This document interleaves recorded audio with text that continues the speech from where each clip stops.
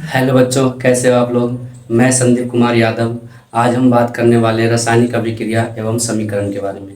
जैसे कि हमने पिछली क्लास में पढ़ा था रासायनिक अभिक्रिया किसे कहते हैं और रासायनिक अभिक्रिया के कितने प्रकार होते हैं। उसमें हमने पढ़ा था संयोजन अभिक्रिया के बारे में और वियोजन अभिक्रिया के बारे में। आज हम पढ़ने वाले हैं विस्थापन अभिक्रिया के बारे में। और विस्थापन अभिक्रिया से रिलेटेड कौन कौन से सवाल पूछे जाते हैं, ये सारे क्वेश्चनों के बारे में आज डिटेल में बात करेंगे। तो बच्चों, हमारा जो आज का टॉपिक है जिसका नाम है विस्थापन अभिक्रिया। क्या कहते हैं इसको? विस्थापन अभिक्रिया।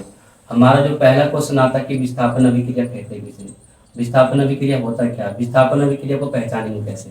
तो बच्चों, जब अधिक अभिक्रियाशील तत्व कम अभिक्रियाशील तत्व को विस्थापित कर देता है उसे विस्थापन अभिक्रिया कहते हैं। जब अधिक अभिक्रियाशील तत्व कम अभिक्रियाशील तत्व को विस्थापित कर देता है उसे विस्थापन अभिक्रिया कहते हैं। अब किस तरीके से विस्थापित करेगा बच्चों, ध्यान से देखना। हमने क्या किया, आयरन लिया। Fe का मतलब क्या होता है, आयरन होता है। अब बच्चों, आयरन जो होता है ठोस रूप में होता है, S का मतलब ठोस होता है। उसके बाद हमने अभिक्रिया करवा दिया CuSO4 के साथ, मतलब कॉपर सल्फेट के साथ। Cu का मतलब कॉपर होता है, SO4 का मतलब सल्फेट होता है। कहीं भी अगर SO4 आ जाएगा तो बच्चों उसको क्या पढ़ना है, सल्फेट पढ़ना है। कॉपर सल्फेट हो गया। एल्युमिनियम के साथ अगर SO4 जुड़ रहा है तो एल्युमिनियम सल्फेट पढ़ेंगे। अगर जिंक के साथ SO4 जुड़ रहा है तो जिंक सल्फेट पढ़ेंगे। और बच्चों, ये हो गया हमारा एक AQ का मतलब होता है जलीय विलयन। AQ का मतलब क्या होता है, जलीय विलयन। तो हमने क्या किया, आयरन की अभिक्रिया कॉपर सल्फेट के साथ करवा दिया। तो जैसे हम आयरन की अभिक्रिया कॉपर सल्फेट के साथ करवाएंगे तो यहाँ हमारा बन जाएगा आयरन सल्फेट, मतलब FeSO4 बन जाएगा। और ये भी कौन सा विलयन होगा, जलीय विलयन होगा। और बच्चों, कॉपर को विस्थापित कर देगा। कॉपर कौन सा रूप में होगा, ठोस के रूप में होगा। S का मतलब ठोस होता है। ठीक है बच्चों, ध्यान रखना। तो देखना बच्चों ध्यान से, आयरन की अभिक्रिया जब हमने कॉपर सल्फेट के साथ करवाया तो क्या बना दिया, आयरन सल्फेट बना दिया। कॉपर को क्या कर दिया, विस्थापित कर दिया। आखिर आयरन ने कॉपर को विस्थापित क्यों किया? तो बच्चों, क्योंकि आयरन जो है कॉपर से ज्यादा अभिक्रियाशील है। और ज्यादा अभिक्रियाशील होने के कारण आयरन ने कॉपर को विस्थापित कर दिया और क्या बना दिया, आयरन सल्फेट बना दिया। तो बच्चों, इसे हम क्या कहेंगे, विस्थापन अभिक्रिया कहेंगे। और इस एक समीकरण से कौन कौन से सवाल पूछे जाते हैं बच्चों, उसके बारे में बात कर लेते हैं। इसमें से एक क्वेश्चन पूछा जाता है जो कई बार एग्जाम में आ चुके हैं बच्चों। इस क्वेश्चन को ध्यान से याद रखना।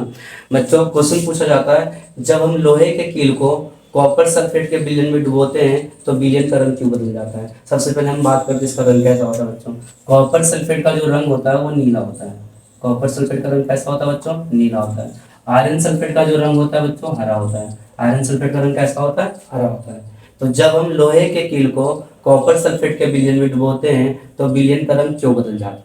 तो बच्चों, सिंपल जवाब देना है, क्योंकि लोहा कॉपर से अधिक अभिक्रियाशील होता है। लोहा जो होता है कॉपर से अधिक अभिक्रियाशील होता है। और अधिक अभिक्रियाशील होने के कारण लोहा कॉपर को विस्थापित कर देता है और क्या बना लेता है, लोहा सल्फेट बना लेता है, यानी कि आयरन सल्फेट बना लेता है। Fe का मतलब लोहा होता है, यानी कि आयरन होता है। अब बच्चों देखना है यहाँ पे, पहले हमारे विलयन का रंग कैसा था, नीला था। अब हमारे विलयन का रंग कैसा है, हरा है। हमारे विलयन का रंग क्या हो गया, बदल गया। कभी कभी सवाल ये भी पूछा जाता है कि जब हम लोहे के कील को कॉपर सल्फेट के विलयन में डुबोते हैं तो लोहे का कील का रंग कैसा हो जाता है। तो बच्चों, लोहे का जो कील का रंग होता है वो ब्राउन हो जाता है, यानी कि भूरे रंग का हो जाता है। ये भी क्वेश्चन कहीं से भी पूछा जाता है। बच्चों, एक बात ध्यान रखना, एग्जाम में क्वेश्चन कभी सिंपल नहीं पूछे जाएंगे, टॉपिक से रिलेटेड क्वेश्चन पूछे जाएंगे। इसलिए सारे टॉपिक को सही तरीके से क्लियर करते चलना है ताकि एग्जाम में कोई प्रॉब्लम ना हो। तो बच्चों, विस्थापन अभिक्रिया समझ में आ गया। बस सिंपल याद रखना है कि जो जब अधिक अभिक्रियाशील तत्व कम अभिक्रियाशील तत्व को विस्थापित कर देता है उसे हम क्या कहते हैं, विस्थापन अभिक्रिया कहते हैं। जैसे कि हमने यहाँ पे देखा, आयरन ने कॉपर को क्या कर दिया, विस्थापित कर दिया।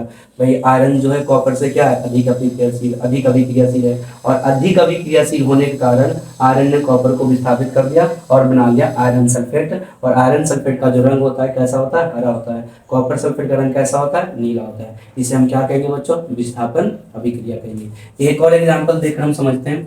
बच्चों, इस बार हमने क्या किया, जिंक लिया। Zn का मतलब क्या होता है बच्चों, जिंक होता है।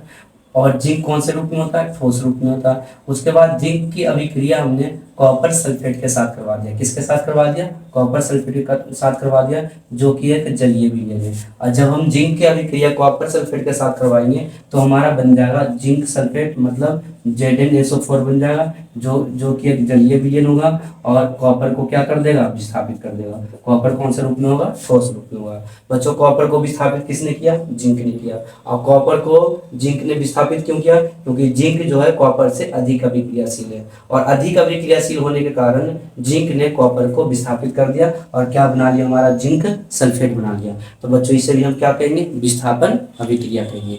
बच्चों, विस्थापन अभिक्रिया के लिए बच्चों एक ही पॉइंट याद रखना है कि जो अधिक अभिक्रियाशील तत्व होगा वो कम वाले को क्या कर देगा? विस्थापित कर देगा। अगर अधिक अभिक्रियाशील तत्व कम वाले को विस्थापित कर रहा है तो उसे हम क्या पढ़ेंगे? विस्थापन अभिक्रिया कहेंगे। और बच्चों, इस समीकरण से भी क्वेश्चन पूछे जाते हैं। देखो, इस समीकरण से क्या क्या सवाल पूछे जाते हैं। सबसे पहले बच्चों हम जिंक के बारे में पता करते हैं। जिंक का प्रयोग यशद लेपन में किया जाता है। अब यशद लेपन होता क्या है? लोहे को जंग से बचाने के लिए, लोहे को जंग से बचाने के लिए जिंक की परत चढ़ाते हैं। लोहे को जंग से बचाने के लिए किसकी परत चढ़ाते हैं? जिंक की परत चढ़ाते हैं। और जिंक की परत चढ़ाने की प्रक्रिया को क्या कहा जाता है? यशद लेपन कहा जाता है। यानी कि लोहे को जंग से बचाने के लिए जिंक की परत चढ़ाते हैं और इसी प्रक्रिया को क्या कहते हैं? यशद लेपन कहते हैं। और बच्चों, हमारे घर में कॉपर के प्रयोग किया जाता है, तार के रूप में किया जाता है। तो कॉपर का प्रयोग कहाँ करते हैं? तार के रूप में करते हैं। अब बच्चों, इससे रिलेटेड क्या क्या सवाल पूछा जाता है, किस तरीके के सवाल है जो एग्जाम में पूछे जाते हैं, उसके बारे में हम बात करते हैं। भाई, सवाल ये पूछा जाता है, कोई धातु M है जो कि सॉलिड के रूप में है। धातु M का अभिक्रिया YSO4 विलयन के साथ किया जाता है, जो कि एक जलीय विलयन है। और जब YSO4 के साथ हम अभिक्रिया करवाते हैं तो हमारा बनता है विलयन MSO4 बनता है, जो कि जलीय विलयन है। और बच्चों, धातु Y को विस्थापित कर देता है। धातु Y को क्या कर देता है? विस्थापित कर देता है। कौन कर देता है? M कर देता है। यानी कि धातु M जो है उसको YSO4 के साथ अभिक्रिया करवाया जाता है, तो विस्थापित होकर Y जो विस्थापित हो जाता है और विलयन MSO4 बनाता है। और इसी में सवाल पूछा जाएगा, तुमसे ये पूछा जाएगा, भाई धातु M का प्रयोग यशद लेपन में किया जाता है और Y का प्रयोग तार बनाने में किया जाता है, तो धातु M और Y का नाम बताओ। तो बच्चों ये बताओ, यशद लेपन में किसका प्रयोग करते हैं? जिंक का प्रयोग करते हैं। तो धातु M का नाम क्या हो गया? जिंक हो गया। तार बनाने में किसका प्रयोग करते हैं? कॉपर का करते हैं। तो Y कौन हो गया? तार हो गया। तो बच्चों, इस तरीके के सवाल भी पूछे जाते हैं। तो ये भी कौन सा अभिक्रिया कहलाएगा? विस्थापन अभिक्रिया कहलाएगा। ये भी कौन सा अभिक्रिया है? विस्थापन अभिक्रिया है। विस्थापन अभिक्रिया में क्या होता है? जो अधिक अभिक्रियाशील तत्व होते हैं कम अभिक्रियाशील तत्व को क्या कर देते हैं? विस्थापित कर देते हैं। उसे हम क्या कहेंगे? विस्थापन अभिक्रिया कहेंगे। कॉपर सल्फेट का रंग कैसा होता है? नीला होता है। आयरन सल्फेट का रंग कैसा होता है? हरा होता है। और बच्चों, एक क्वेश्चन और याद रखना है कि जब हम आयरन को कॉपर सल्फेट के विलयन में डुबोते हैं तो आयरन के रंग कैसा हो जाता है? भूरा हो जाता है। तो इस तरीके से विस्थापन अभिक्रिया से रिलेटेड जो सवाल पूछे जाते हैं। बच्चों, विस्थापन अभिक्रिया में एक बात और ध्यान रखना, टोटल जो तत्व होंगे, एक तत्व हो गया हमारा, दो तत्व हो गया हमारा, ये हमारा सॉल्ट हो गया, ठीक है। ये तीन से मिलकर जहाँ पे तीन तत्वों के बारे में बात करेंगे वो हमारा क्या हो जाएगा? विस्थापन अभिक्रिया हो जाएगा। जैसे 1 2 3। बच्चों, इन तीनों में से एक क्या हो जाएगा? विस्थापित हो जाएगा। विस्थापित कौन होगा? धातु होगा। हमेशा विस्थापित कौन होता है? धातु होता है। और कौन सा धातु करता है? जो अधिक अभिक्रियाशील होता है। जो अधिक अभिक्रियाशील धातु होंगे वो कम अभिक्रियाशील धातु को क्या कर देंगे? विस्थापित कर देंगे। और इसी को हम क्या कहेंगे बच्चों? विस्थापन अभिक्रिया कहेंगे। और मुझे आशा है कि आप लोगों को विस्थापन अभिक्रिया सही से समझ में आया होगा, और आगे बने रहने के लिए मेरे चैनल को सब्सक्राइब जरूर करें। धन्यवाद।